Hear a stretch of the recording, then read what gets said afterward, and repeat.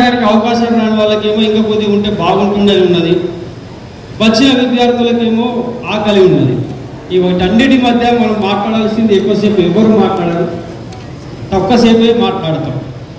మిత్రులారా, ఈ దేశం ఒక 150 సంవత్సరాల క్రితం బానిసత్వం అనే ఒక లోయలో బతుకుతున్నటువంటి ప్రజానికం. ఆ ప్రజలకు తిండి లేదు, ఆ ప్రజలకు వస్త్రాలు లేవు, ఆ ప్రజలు చదువుకోవడానికి పాఠశాలలు లేవు, ఉన్న పాఠశాలలకు వెళ్తే వాళ్ళను రానివ్వరు, వారికి విద్యను దూరం చేశారు, వారిని అజ్ఞానంలోకి నెట్టారు, వారిని అంధకారంలోకి నెట్టారు, వారి జీవితం ఒక అవమానభరితమైపోయింది. ఆ సందర్భంలో అదే సామాజిక వర్గం నుండి మహాత్మా జ్యోతిరావు పూలే అనే ఒక జ్ఞానఖడ్గం బయటికి వచ్చి ఆ లోయ నుండి, ఆ బానిసత్వం నుండి ఈ సమాజాన్ని మొత్తం బయటికి తీసుకొచ్చే ప్రయత్నం చేశాడు. అప్పుడు పుట్టినటువంటి ఆలోచన రిజర్వేషన్ అనే ఒక అంశం.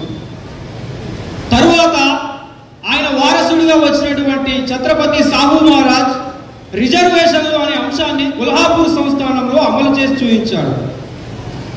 తరువాత వచ్చినటువంటి బాబాసాహెబ్ అంబేద్కర్ రిజర్వేషన్లను భారత రాజ్యాంగంలో చట్టం చేసి ఈరోజు మనకందరికీ రిజర్వేషన్లు కల్పిస్తే ఆ రిజర్వేషన్ల ద్వారా మనం ఉద్యోగాలు పొందుతున్నాం, విద్యా సంస్థల్లో సీట్లను పొందుతున్నాం. ఇదంతా కూడా ఒక ప్రాసెస్. 1848 నుంచి 1950 వరకు 108 సంవత్సరాల ఉద్యమ చరిత్ర. దీని అంతటిని కూడా మీరు విద్యార్థులుగా అధ్యయనం చేసినటువంటి అవసరం ఉందని చెప్పేసి తెలియజేస్తా ఉంటున్నాను.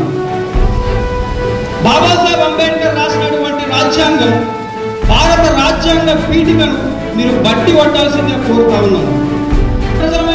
సర్వసత్తక సార్వభౌమ సామ్యవాద లౌకిక ప్రజాస్వామ్య గణతంత్ర రాజ్యాంగ నెలకొల్పుటకు పౌరులందరికీ సామాజిక ఆర్థిక రాజకీయ న్యాయాన్ని కళకు భావప్రకటన విశ్వాసము ధర్మము ఆరాధనతో కూడిన ప్రయత్నిస్తారు.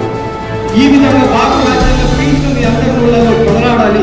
ఎందుకంటే భారత రాజ్యాంగ పీఠిక భారత రాజ్యాంగం యొక్క ముఖం, భారత రాజ్యాంగం యొక్క అర్థము, భారత రాజ్యాంగంలో ఏమి రాస్తుందో ముందుగా తెలియజేసే భారత రాజ్యాంగ పీఠిక. కాబట్టి ప్రియమైన విద్యార్థులారా, ప్రియమైన యువకులారా, మీరు భారత రాజ్యాంగాన్ని అర్థం చేసుకోవాలంటే, బాబాసాహెబ్ అంబేద్కర్ యొక్క జ్ఞానాన్ని అర్థం చేసుకోవాలంటే, భారతదేశ సామాజిక విప్లవ పునాదుల్ని అర్థం చేసుకోవాలంటే భారత రాజ్యాంగ పీఠికను లోతుగా చదవండి, భారత రాజ్యాంగాన్ని చదవండి, మహనీయుల జీవన విధానాన్ని చదవండి, మహనీయుల పోరాట విధానాన్ని తెలుసుకోండి. ఈ దేశం బాగుపడాలి అంటే, ఈ దేశం అభివృద్ధి చెందాలి అంటే, 300 సంవత్సరాల బానిసత్వం అంతమవ్వాలి అంటే, బహుజన మహనీయుల కళలన్నీ సాకారం కావాలి అంటే మీరందరూ కూడా భారత రాజ్యాంగాన్ని చదవాలి, బహుజన మహనీయుల యొక్క జీవిత చరిత్రను తెలుసుకోవాలని చెప్పేసి మనస్ఫూర్తిగా తెలియజేస్తా ఉంటున్నాను.